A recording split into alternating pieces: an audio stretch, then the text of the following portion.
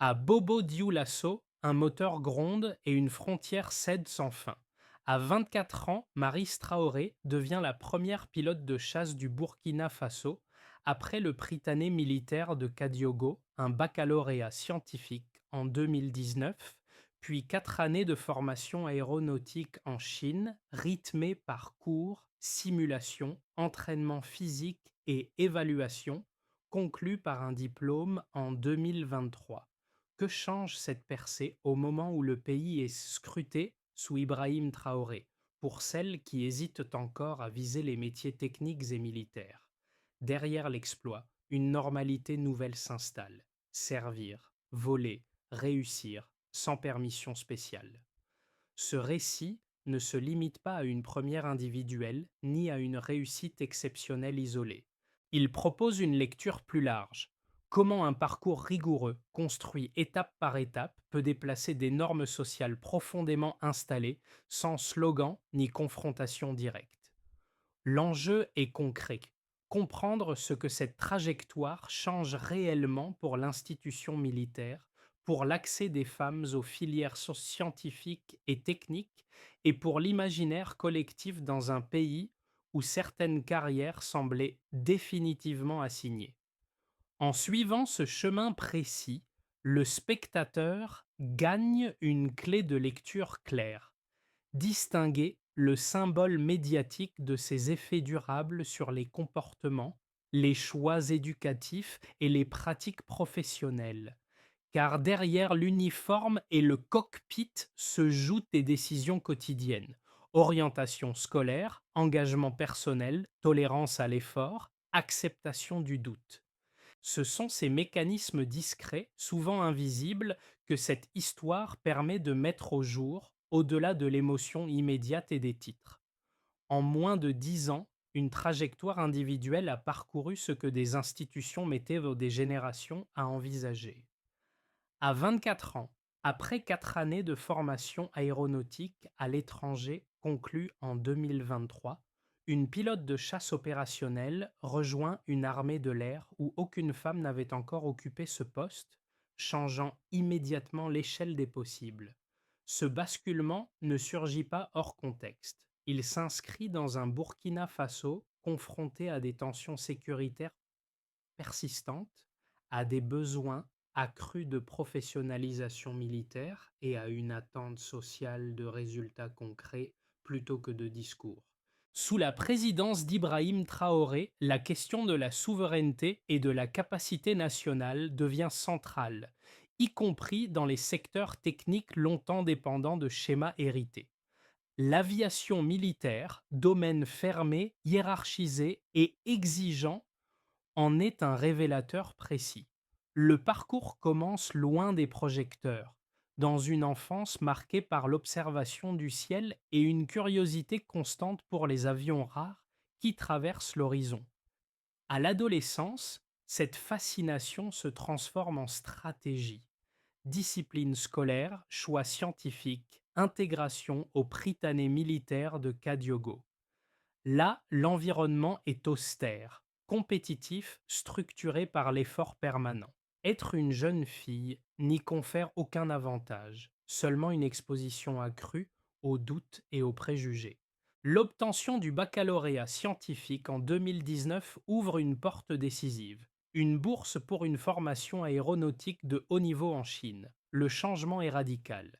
Nouvelle langue, méthode d'enseignement différentes, rythme intensif. Les journées commencent avant l'aube et s'enchaînent entre théorie, simulateur, entraînement physique et évaluation continue. L'aviation militaire ne tolère pas l'approximation et chaque erreur rappelle le coût potentiel de l'inattention. Pendant 4 ans, les compétences techniques se construisent en parallèle d'une résistance mentale. Apprendre à décider seul, à gérer la pression, à recommencer après l'échec devient aussi important que maîtriser les instruments. Lorsque le diplôme est obtenu, le retour au pays ne marque pas une fin, mais une transition. Le symbole est déjà là, mais son effet réel commence seulement à se déployer, dans un contexte politique et social attentif aux signes de transformation crédibles, associés volontairement ou non, à l'époque d'Ibrahim Traoré. À son retour, l'affectation à l'escadron de chasse basé à Bobo Dioulasso place immédiatement la jeune pilote dans une position d'observation permanente. Elle n'est plus seulement une diplômée revenue de formation, mais une présence nouvelle dans un environnement où chaque geste est scruté. Les regards oscillent entre curiosité, attente et scepticisme silencieux. La question n'est pas formulée ouvertement, mais elle circule. Cette percée tiendra-t-elle face aux exigences quotidiennes du combat aérien? Le premier impact se joue à petite échelle, dans la routine. Briefing étudié avec minutie, procédures d'urgence répétées, entraînement exécuté sans écart. Aucun discours, aucune revendication. Le travail devient le seul langage. Lors du premier vol solo sur avion de chasse, le rituel est inchangé. Moteur qui gronde, vérification méthodique, consigne de la tour, accélération, puis la rupture avec le sol. À environ 300 mètres d'altitude, les manœuvres s'enchaînent, les trajectoires se corrigent, la concentration ne se relâche pas. À l'atterrissage, les applaudissements restent sobres, presque retenus. Pourtant, quelque chose a basculé. Ce moment, attendu et redouté par tous les pilotes, prend une valeur supplémentaire. Il transforme une hypothèse en réalité opérationnelle. Dans l'escadron, la perception évolue progressivement. La femme pilote devient simplement une pilote, évaluée sur sa fiabilité, sa rigueur et sa capacité à tenir sous pression. Cet effet précoce déborde rapidement du cadre militaire. La nouvelle circule dans les écoles, les familles, les médias. Sans campagne organisée, un repère s'installe. Ce qui paraissait inaccessible devient envisageable, et cette translation silencieuse constitue déjà un changement mesurable. L'imaginaire s'élargit sans rupture brutale, mais sans retour possible. Avant, le parcours était balisé par des exclusions tacites. Après, il devient une succession d'étapes visibles, lisibles, impossibles à ignorer. Le basculement ne se produit pas en un jour, mais par une accumulation d'actes précis qui, mis bout à bout, finissent par déplacer la norme. Tout commence par une décision individuelle, prise très tôt, de ne pas traiter le rêve comme une abstraction. Observer le ciel ne suffit plus. Il faut structurer l'ambition. Cela passe par l'école, par l'acceptation d'un cadre strict, par le choix d'un environnement où l'effort est constant. L'entrée au Prytanée militaire de Kadiogo marque ce premier tournant. La discipline s'impose, la hiérarchie aussi. Les journées sont rythmées par l'étude, l'entraînement, la compétition. Dans ce contexte, chaque écart se paie immédiatement. La présence féminine n'y est ni encouragée ni empêchée explicitement. Elle est simplement mise à l'épreuve, en permanence. L'obtention du baccalauréat scientifique en 2019 agit comme un déclencheur. Elle valide des années de rigueur et ouvre l'accès à une formation aéronautique de haut niveau à l'étranger. Le départ pour la Chine constitue une rupture nette. Nouveau pays, nouvelle langue, méthode d'enseignement radicalement différente. Les premiers mois sont marqués par la fatigue, l'isolement et une pression continue. Les journées commencent avant l'aube et se terminent tard entre cours théoriques, simulateurs de vol, entraînement physique intensif et évaluation répétée. Chaque manœuvre est disséquée, chaque erreur mémorisée. Progressivement, une montée en puissance s'opère. La maîtrise technique s'affine, mais surtout la capacité à décider sous contrainte se renforce.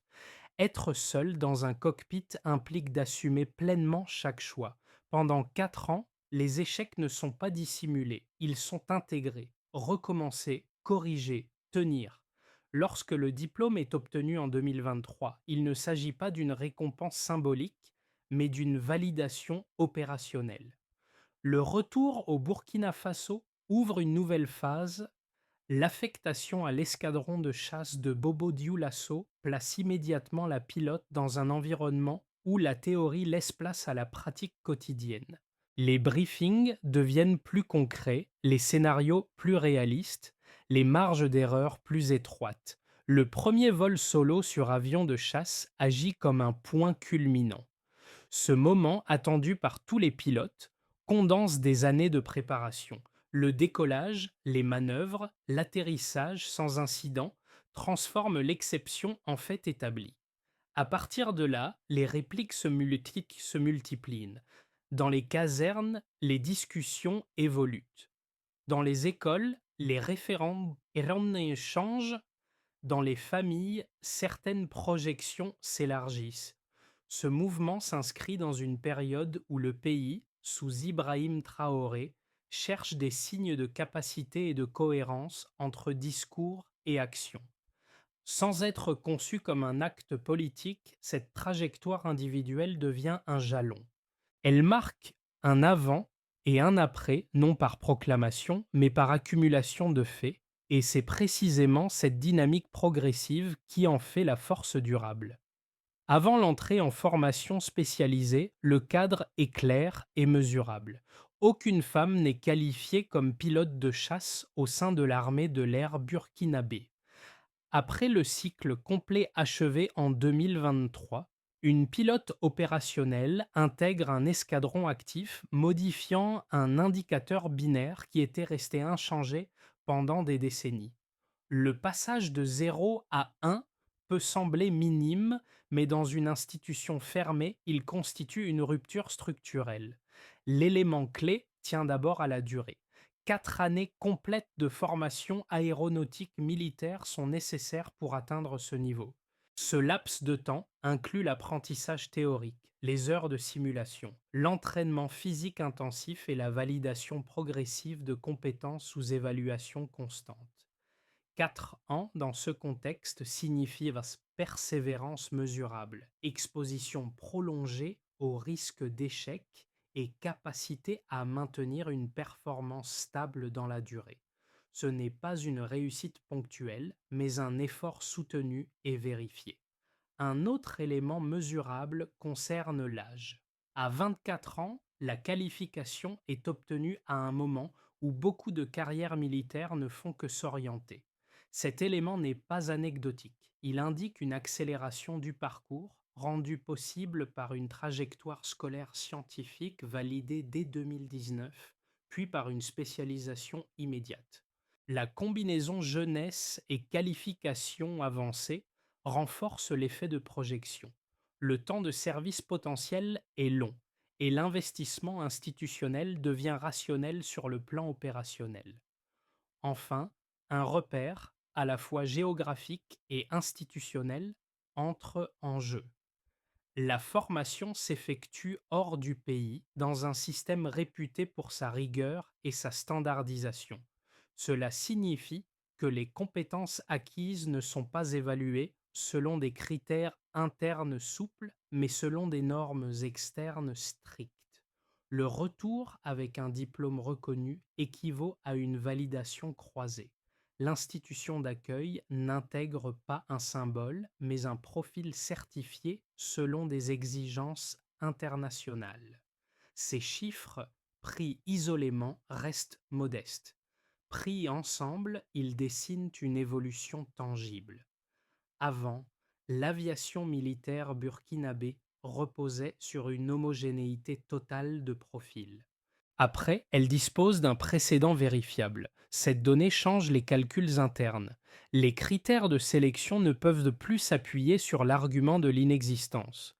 Les filières de formation peuvent être ajustées et les projections de recrutement élargies. Dans le contexte politique observé sous Ibrahim Traoré, où l'efficacité et la crédibilité des institutions sont scrutées, ce type de résultat mesurable prend un poids particulier. Il offre un exemple où discours et réalité convergent sans déclaration formelle. L'évolution n'est pas massive, mais elle est traçable, datée et reproductible.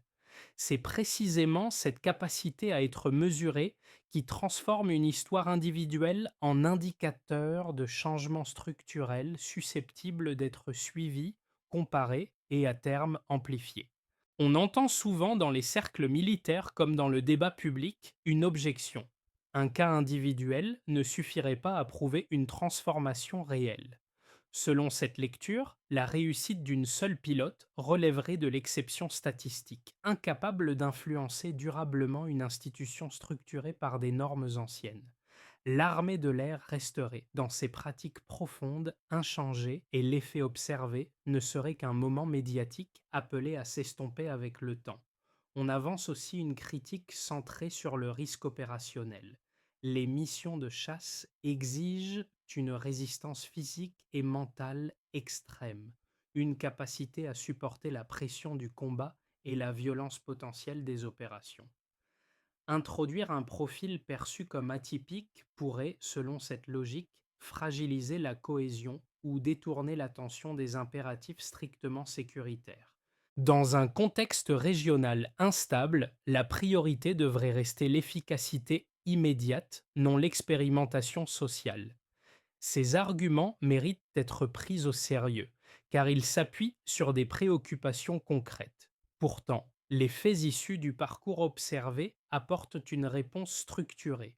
La qualification obtenue ne repose pas sur une adaptation locale des critères, mais sur une formation longue, standardisée et validée à l'étranger. Les 4 années de sélection et d'évaluation continue réduisent précisément le risque d'une intégration symbolique non fonctionnelle. L'institution n'a pas contourné ces exigences, elle les a appliquées sans exception. Quant à l'idée d'un impact limité, elle se heurte à un effet mesurable, l'existence d'un précédent opérationnel. Avant, l'argument de l'impossibilité pouvait être invoqué. Après, il ne tient plus. Ce simple déplacement change la nature des décisions futures, qu'elles soient favorables ou non. Les sélections suivantes devront se justifier sur des critères techniques explicites et non sur des présupposés implicites. Dans une période où les autorités, sous Ibrahim Traoré, mettent en avant la cohérence entre discours et résultats, cette logique factuelle devient centrale. La transformation ne se décrète pas, elle se teste. Ici, le test a été conduit jusqu'au bout. Il ne garantit pas une généralisation rapide, mais il invalide l'idée que la compétence serait incompatible avec le genre. Ce déplacement, limité mais robuste, constitue une réponse solide aux objections les plus structurées. Ce point médian ne tient pas à un exploit technique supplémentaire, mais à un changement de statut. Tant qu'une réussite reste isolée, elle peut être racontée comme une anomalie. À partir du moment où elle est reconnue, intégrée et normalisée dans une unité opérationnelle, elle modifie la règle implicite. La présence d'une pilote de chasse qualifiée n'est plus un récit inspirant, mais une donnée avec laquelle l'institution doit composer au quotidien. Ce glissement est décisif. Il intervient dans une période où les symboles creux sont rapidement contestés. Sous Ibrahim Traoré, l'attention se porte davantage sur ce qui fonctionne réellement que sur ce qui se proclame. Or ici, aucun discours n'a précédé le fait. La reconnaissance est venue après la démonstration, non l'inverse. Cela inverse l'ordre habituel des réformes affichées. Le véritable changement de césure apparaît alors dans les mécanismes internes. Les cadres ne se demandent plus si une femme peut piloter un avion de chasse. Ils évaluent comment sélectionner, former et accompagner des profils capables de répondre aux mêmes exigences. Cette nuance est centrale. Elle déplace la discussion du terrain idéologique vers celui de la procédure. À ce stade, le symbole cesse d'être fragile. Il devient reproductible, non parce qu'il garantit un afflux immédiat de candidates, mais parce qu'il supprime une barrière logique. Ce qui a été fait une fois peut être refait, contrôlé, amélioré. Le milieu ne change pas encore massivement, mais son horizon s'élargit de manière irréversible. C'est ce déplacement silencieux, plus que l'événement initial, qui marque le véritable point de bascule.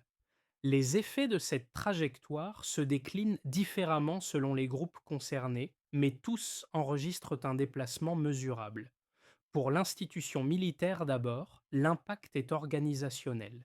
L'intégration d'une pilote de chasse qualifiée oblige à clarifier les critères d'évaluation, à documenter les procédures et à éliminer les zones grises où les présupposés pouvaient se glisser.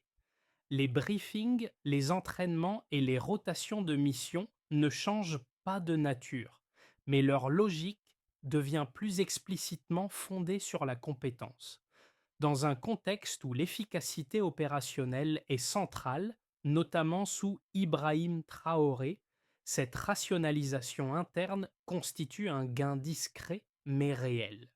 Pour le système éducatif et les filières scientifiques, la conséquence est plus diffuse mais tout aussi tangible. Dans les lycées, l'exemple d'un parcours validé par un baccalauréat scientifique en 2019, puis une formation technique longue, rend crédible un lien souvent abstrait entre études et débouchés concrets. Les enseignantes et encadrants disposent désormais d'un cas national précis pour illustrer l'utilité de la rigueur scolaire.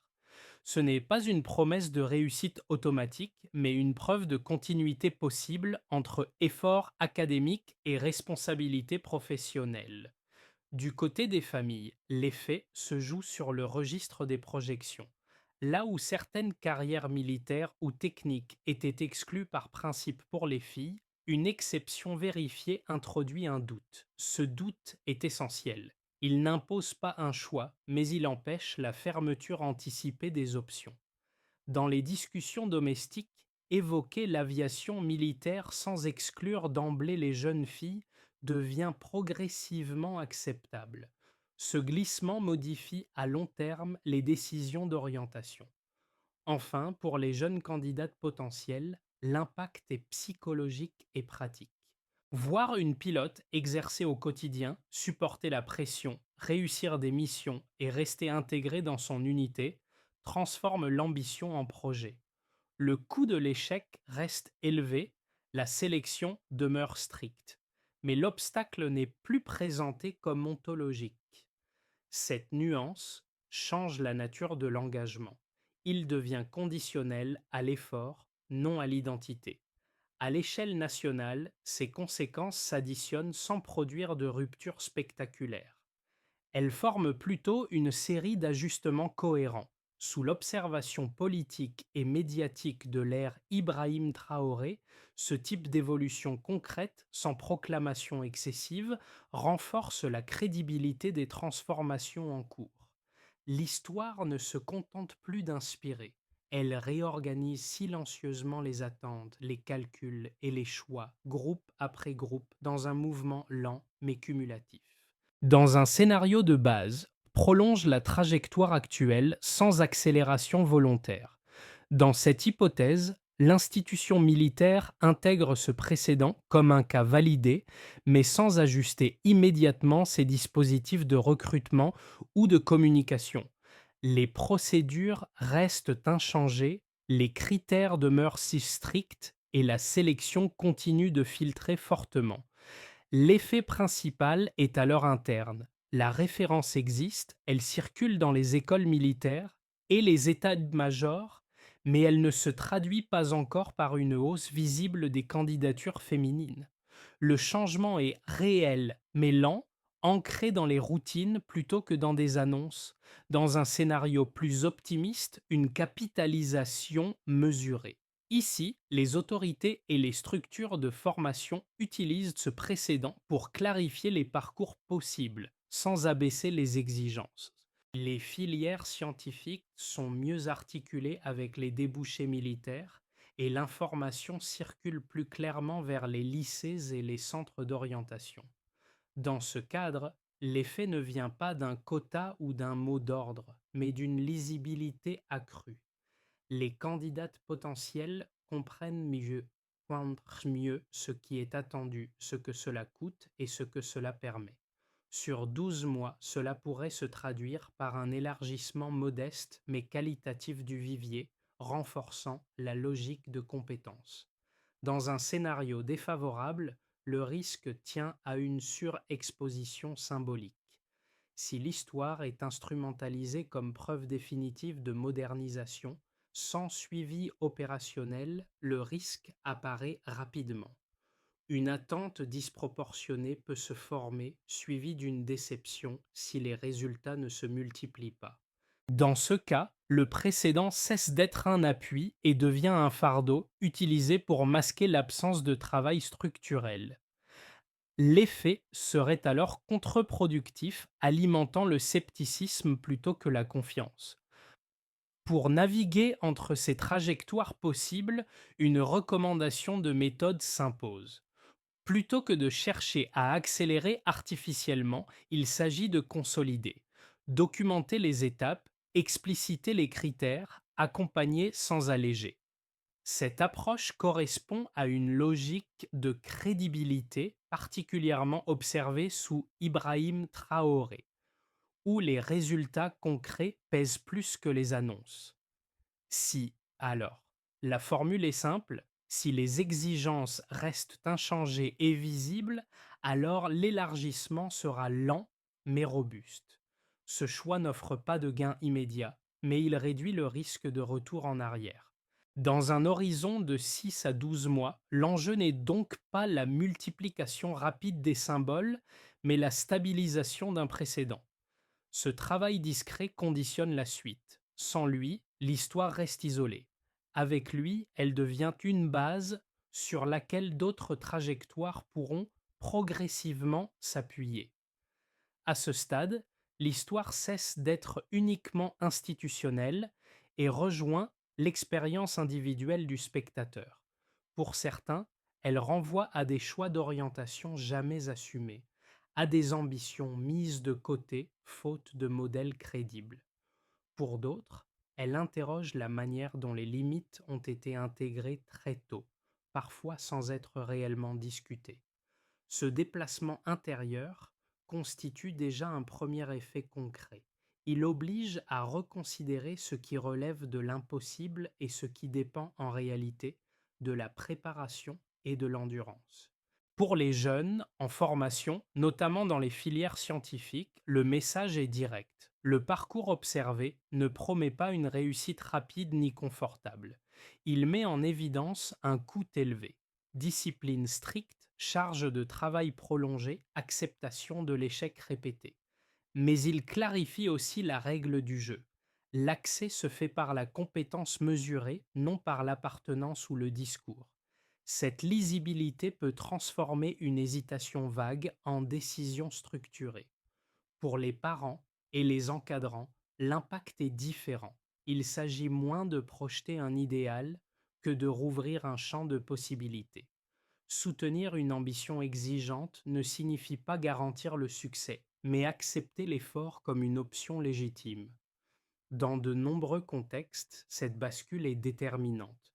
Elle modifie les conversations, les encouragements et parfois les choix éducatifs dès le plus jeune âge. Enfin, pour les citoyens plus éloignés de l'univers militaire, cette trajectoire agit comme un révélateur de méthode.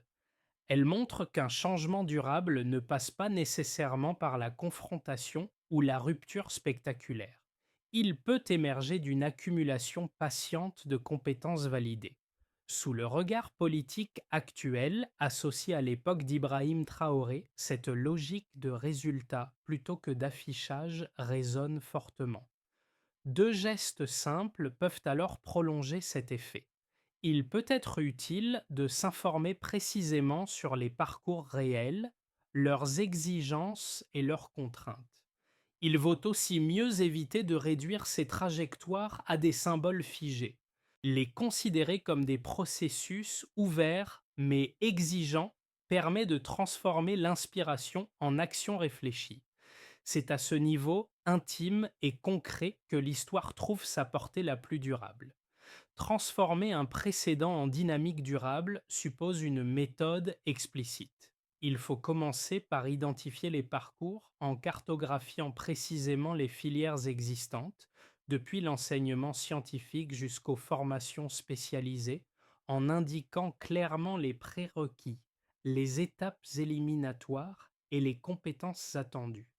Cette transparence réduit les malentendus et limite les candidatures fondées sur des projections irréalistes. il faut aussi accompagner sans jamais diluer les exigences. Accompagner ne signifie pas simplifier. Cela implique de préparer en amont aux contraintes réelles, charge de travail, pression psychologique, discipline physique. Des dispositifs d'information ou de mentorat peuvent jouer ce rôle, non pour garantir la réussite, mais pour aligner les attentes avec la réalité opérationnelle. Cette logique protège à la fois les candidates et l'institution. Vient ensuite l'évaluation continue. Les critères doivent rester mesurables, documentés et appliqués de manière identique. Chaque validation, chaque échec, chaque progression doit pouvoir être expliqué par des paramètres techniques précis. C'est ce cadre qui permet d'éviter la lecture symbolique ou politique des résultats. Dans un environnement observé de près, notamment sous Ibrahim Traoré, cette traçabilité devient un gage de crédibilité. Une fois la qualification obtenue, l'enjeu devient l'intégration. Une fois les compétences validées, l'enjeu est la normalisation.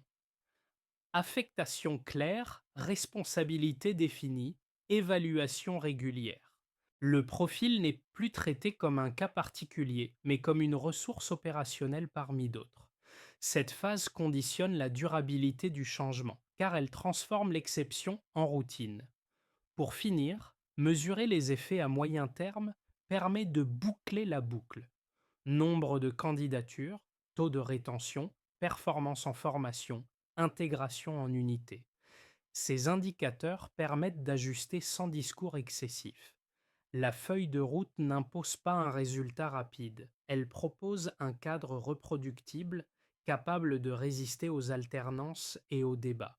C'est à ce prix que le précédent observé peut devenir un levier structurel plutôt qu'un épisode isolé. Le fil conducteur de cette histoire n'est ni l'avion ni l'uniforme, mais la persistance. Ce même regard levé vers le ciel dans l'enfance, rappelé plus tôt, trouve ici son écho final. Ce qui semblait lointain, presque abstrait, a été rejoint par une suite d'efforts répétés, souvent invisibles, rarement spectaculaires. Le cockpit n'est pas devenu un symbole par proclamation, mais par accumulation de gestes précis, répétés jusqu'à devenir ordinaires. Ce retour au motif initial permet de mesurer le chemin parcouru. L'exception n'est pas d'avoir volé une fois, mais d'avoir tenu dans la durée, sous évaluation constante, jusqu'à intégrer pleinement une unité opérationnelle. C'est dans cette continuité que réside l'émotion réelle. Elle ne tient pas à l'exploit ponctuel, mais à la transformation silencieuse d'une place autrefois inaccessible en position assumée. Dans le contexte politique actuel, observé sous Ibrahim Traoré, cette logique prend une résonance particulière. Elle rappelle que les transformations les plus robustes ne s'annonceront pas toujours. Elles s'installent. Elles résistent au temps parce qu'elles reposent sur des compétences vérifiées plutôt que sur des récits fragiles. La dernière image n'est donc pas celle d'une héroïne figée, mais d'une professionnelle au travail inscrite dans une routine exigeante. C'est cette normalité conquise qui constitue la victoire la plus profonde. Quand l'exception cesse d'être commentée et commence à être reproduite, le changement a déjà eu lieu. Peu visible, mais difficile à inverser. Cette histoire ne demande pas une adhésion immédiate ni une lecture unique. Elle invite plutôt à une discussion posée sur la manière dont les changements réels prennent forme. Dans un pays où les trajectoires sont souvent analysées à travers le prisme politique, notamment sous Ibrahim Traoré, ce parcours rappelle que certaines évolutions se jouent ailleurs, dans la durée, la méthode et la constance. Elles ne font pas toujours de bruit, mais elles laissent des traces durables dans les institutions comme dans les esprits. Pour le spectateur, l'enjeu n'est pas de célébrer un symbole de plus, mais de s'interroger sur ce qu'il révèle. Quels critères juge-t-on vraiment non négociables? Où commence la compétence mesurée et où s'installent les habitudes non questionnées? Ces questions dépassent largement le cadre militaire. Elles touchent à l'éducation, au travail, à la transmission et à la manière dont une société décide, implicitement, de ce qui est possible. Prendre part à cette réflexion peut rester simple. Partager ce récit, le discuter sans exaltation excessive, le confronter à d'autres expériences comparables permet d'en tester la portée réelle. L'histoire n'impose aucune conclusion définitive. Elle propose un point d'appui. Alors, au-delà de ce cas précis, qu'est-ce qui, selon vous, transforme réellement une exception en norme durable?